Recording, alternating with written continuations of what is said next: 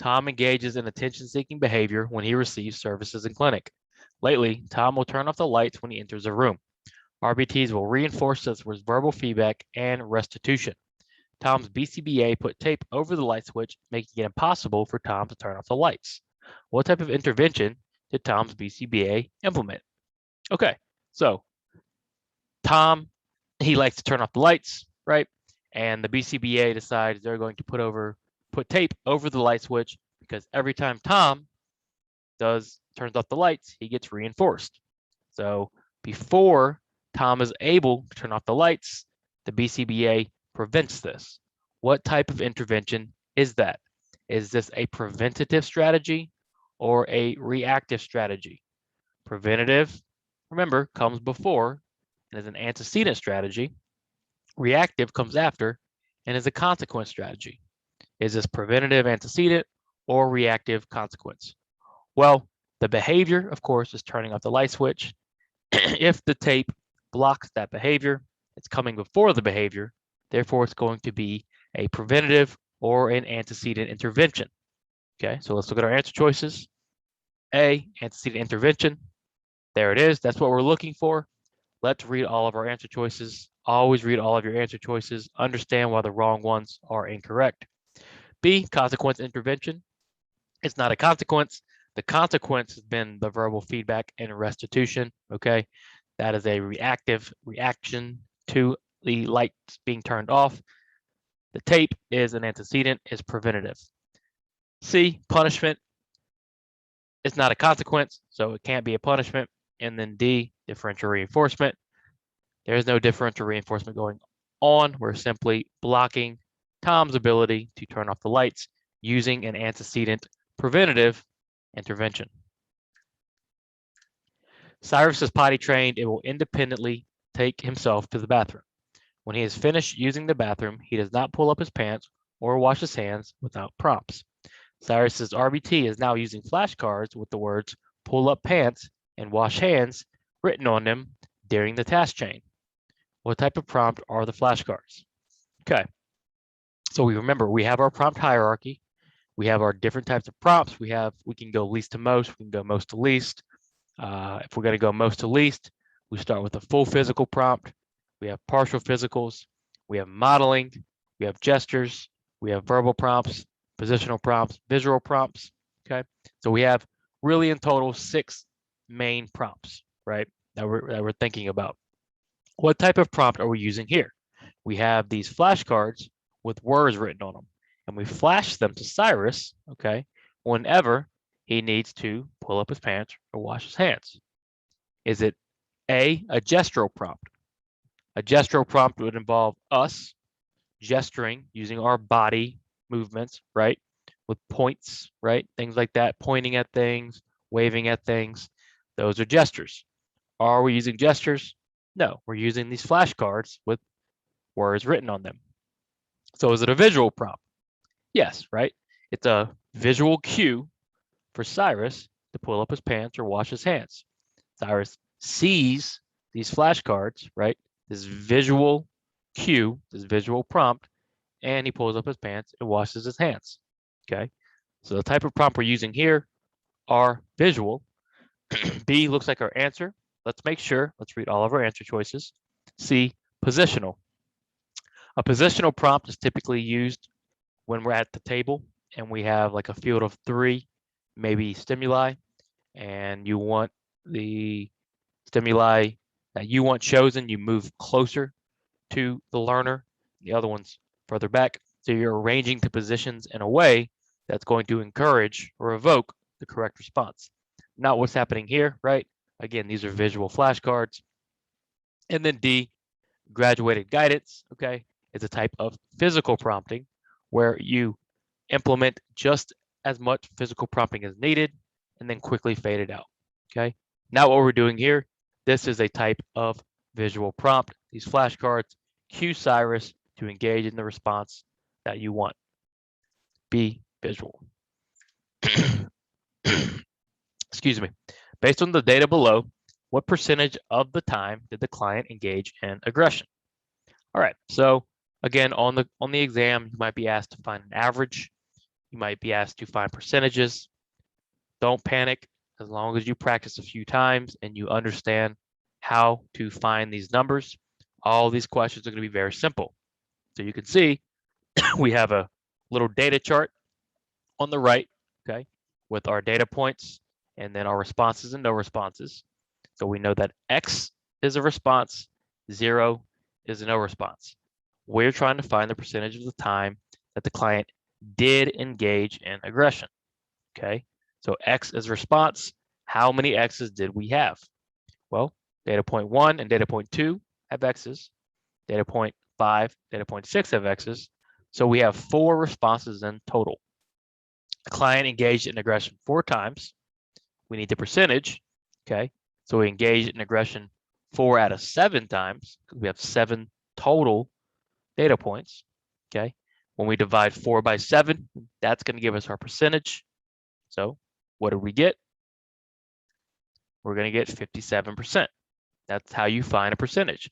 You find your total number of whatever you're looking for, and then divide it by the total number of data points.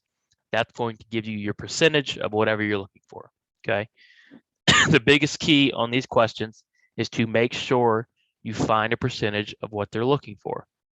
Meaning, they wanted the time the client engaged in aggression, okay?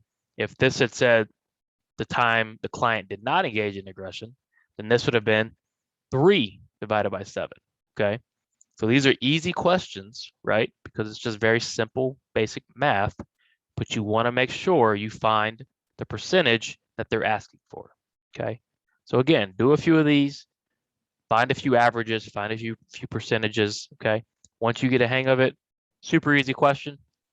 Going to be able to do this very quickly on the actual exam.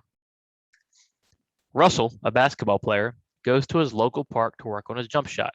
Russell will take 200 shots in a session. Making a jump shot is reinforcing to Russell, and he makes every 3rd shot on average. What type of reinforcement schedule is Russell on? All right, so a basic reinforcement schedule question. Okay, Russell takes 200 shots. He makes every 3rd on average. So what are we looking at? What is our giveaway? Okay, well, when we're looking at basic reinforcement schedules, first ask yourself, okay, are we dealing with a response, right? Are we dealing with responses, or are we dealing with time?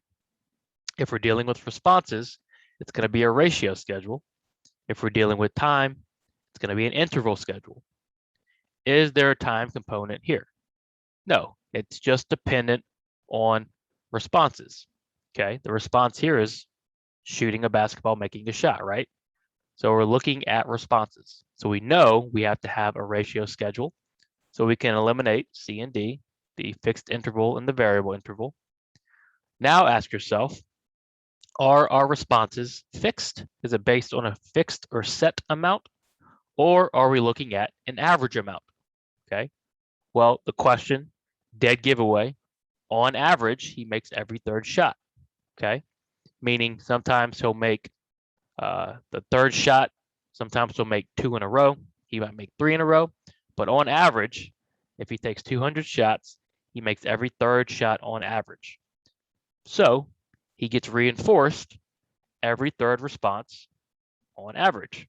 So if you're getting reinforced every 3rd response on average, what type of reinforcement schedule are you on? That's going to be a variable ratio 3 schedule. Variable meaning average, ratio meaning response, and the 3 stands for the 3rd. Russell is reinforced on average every 3rd shot. Okay, make sure you understand this question, these basic reinforcement questions. Okay, they become very simple as long as you break them down. And the more you break them down, the easier they get and the quicker you'll get, okay, at these type of questions. Logan's BCBA wants to implement an extinction procedure. This procedure will be used in clinic and in the home. The client's parents aren't sure if they will be able to follow through. The BCBA decides to implement the intervention anyway. After 2 weeks, the client's parents are only putting the behavior on extinction about half the time. Is this acceptable? Okay, so not really related to RBTs, but when the BCBAs are designing treatment plans, it matters whether or not the parent thinks they'll be able to implement the procedure. Because remember, ABA doesn't stop when we leave the home. ABA should exist all the time, okay? Even when we're not there, the parents and the family should still be doing ABA with the child. The more they do it consistently, the better the outcomes. So in this scenario, the client's parents say they aren't sure if they can follow through with the extinction procedure, but the BCBA decides to go through with it anyway, which is probably a bad decision, okay? So the question is asking, is this acceptable? The client's only doing it about half the time. A, yes, the parents are implementing extinction to the best of their ability. While that may be true, is extinction going to be effective? Only half the time. Even if it's to the best of their ability, will extinction be effective this way? No. Extinction needs to be done 100% of the time or as close to 100% of the time as possible. If it isn't, okay, then we need to change the intervention. You're only going to make it worse if you're only doing extinction some of the time, okay? Because reinforcement is still being given for that behavior we're trying to decrease. So A is wrong.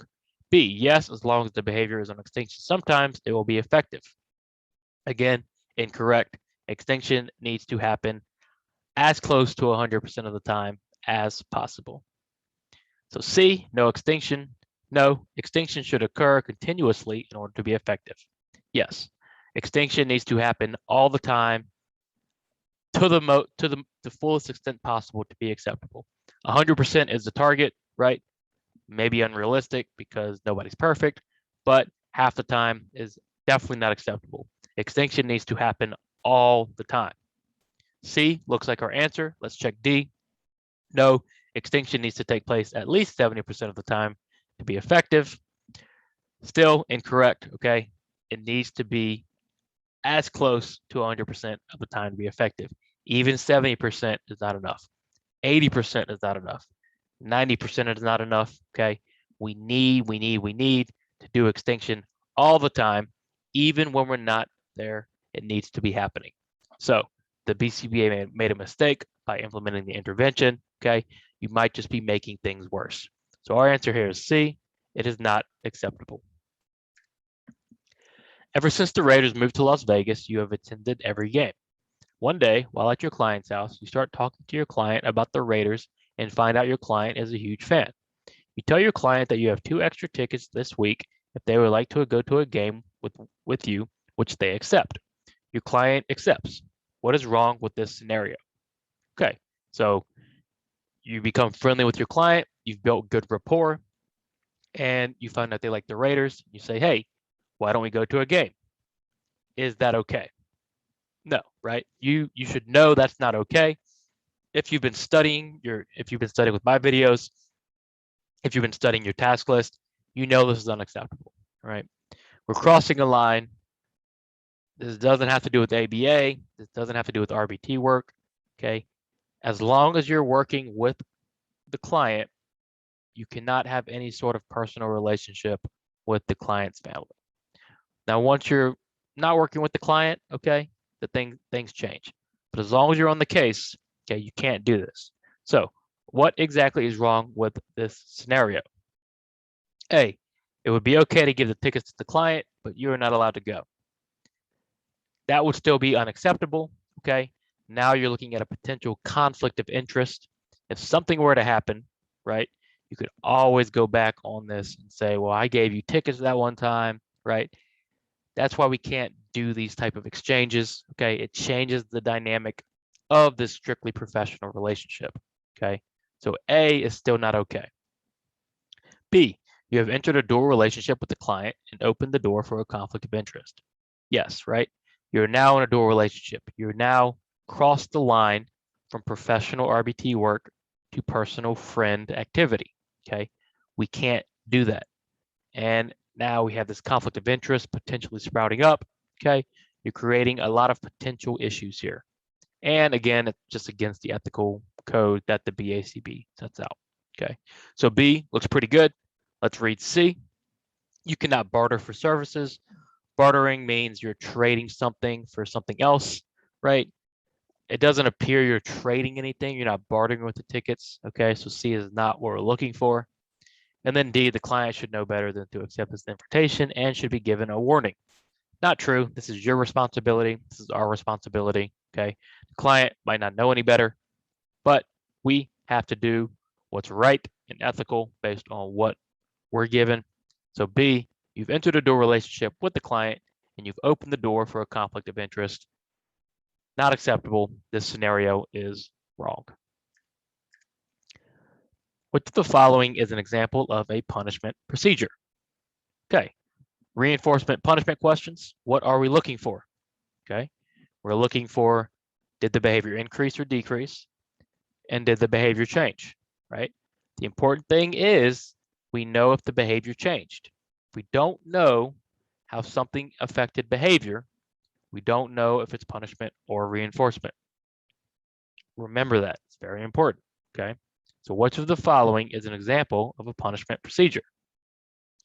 A girl shrieks during class when given an assignment, which causes the teacher to send her to sit in the hall. Do we know how going to the hall affects her behavior? No. We just know she shrieks and she gets sent to the hall. We don't know how that impacts her behavior. Therefore, we don't know if A is a punishment or if it's reinforcement or if it's nothing. Okay? We need to know what happens to the behavior in order to definitively say something is punishment or something is reinforcement. Okay? So A is out. B, Roman earns $6 each time he mows the lawn, which he saves to buy a video game. Again, not sure, right? We just know Roman's earning $6 and he buys a video game. Okay. Not punishment, right? So B is out. C, Timmy cracked a joke yesterday in class, which made everyone laugh. Timmy didn't make a joke for weeks afterwards. Okay, so what happened to Timmy's behavior? It decreased, right? Timmy made a joke. Everyone laughed. Timmy stopped making jokes. Everyone laughing is punishment, okay? It doesn't matter what the consequence looks like. It's about the impact it has on the behavior. So Timmy cracking a joke, making everyone laugh, and then Timmy not making any more jokes, okay? That laughing functioned as a punisher, okay? So C looks like our best answer. Let's check D to be sure. Alex will laugh on purpose in class until he is sent to the principal's office. Alex continues to laugh in class. So what happened to Alex's behavior? It maintains / increases. Being sent to the principal's office is a reinforcer, okay? It's all about what happens to the behavior as a result of the consequence. The only answer choice where our behavior decreases is C. C has to be our answer, okay? Make sure you understand this question. What is a critical component to consider when using frequency to measure behavior? All right, so choosing a measurement system is very important. Different measurement systems exist for different types of behavior. When considering frequency, what do we need to look for? A, does the behavior have a clear beginning and end? Yes, this is important, right? We need to be sure a behavior has a clear start and a clear finish because we're counting, right? You can't really, it's difficult to measure things like tantrums, okay, crying, escape, like these type of behaviors with no clear beginning and end with frequencies, okay? Because imagine someone crying, right?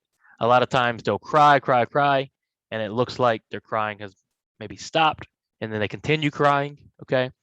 Without a clear beginning and an end, it's hard to count a behavior, right?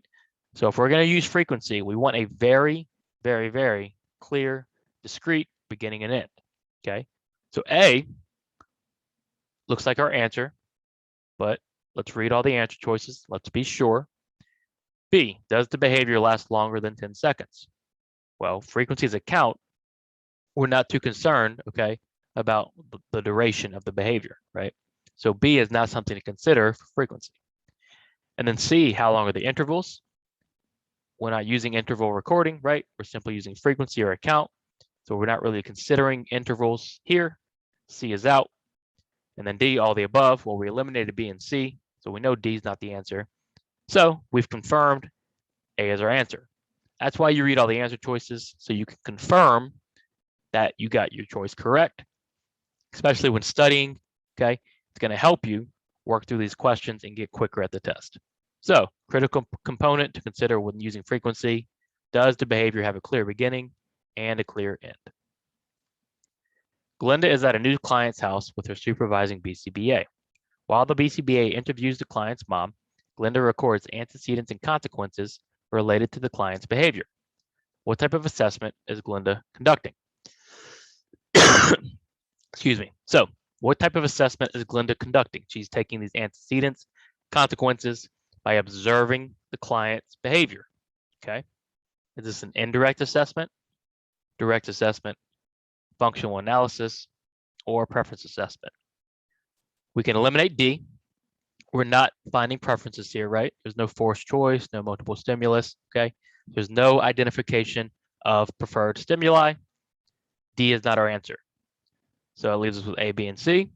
We can eliminate C, a functional analysis, because of functional analysis, we're actually manipulating these things. Glenda's simply recording antecedent the consequences. Functional analysis, we're manipulating the environment, okay? So C is out. Leaves us with indirect and direct. Indirect assessment is what the BCBA is doing through the interview process. When you're not observing the client, okay, you're indirectly assessing them. Glenda is actually observing the client. She's directly observing the client. Glenda is conducting a B, direct assessment. What is wrong with how the following behavior is defined? The target behavior is hitting the desk. The behavior looks like the client clenching his fist and bringing his fist down with force onto the table. The client engages in this behavior when frustrated. This behavior is measured using frequency. All right, what's wrong with this, right? Defining behaviors is very important. We want to know what it looks like, why it's occurring, okay? Maybe some antecedents, some consequences. What's wrong with this behavior? The definition, okay? A, the behavior description is not complete. Do you think the behavior, clenching his fist, bringing his fist down with force onto the table, could you measure that if you needed to? I think so, right? You could observe the clenching of the fist and then bringing them down onto force onto the table, right? You would have a really good idea of what you're looking for, okay? So I think the behavior description is complete, right? A, not the answer. B, this is an inappropriate behavior to measure. Is this inappropriate? No, I think this is a good target behavior. Hitting the desk is not functional, typically not appropriate. Seems like something we'd want to reduce. C, frustration is not an appropriate reason for why the behavior occurred. What about this one, right? Is frustration a reason for a behavior to occur? What do we call the reason a behavior happens? We call those functions. Is frustration a function? Well, let's think about them. We have escape, we have obtain a tangible, we have attention, we have automatic. Frustration is not a function. Frustration is not the reason the behavior occurred. Frustration should never be our reason why the behavior happened. It's a mentalism, okay? It's a mind state, right? It's a mental state. We can't measure it, okay? We can't really observe it consistently. We should not use that. We need a different function here. Frustration is not our function, okay? That's the issue with this behavior definition. Frustration is not an appropriate reason for why the behavior occurred. What about D? The measurement system is incorrect. Can we measure slamming fists on the table using frequency? Sure, there's a clear beginning and end, right? Hits the table, 1, right? Clear beginning, clear end, frequency is fine. Our answer here is C. Frustration is not appropriate for why the behavior occurred. Okay, I hope you enjoyed. If you did, please like and subscribe. Be sure to check out all of our study materials at rbtexamreview.com.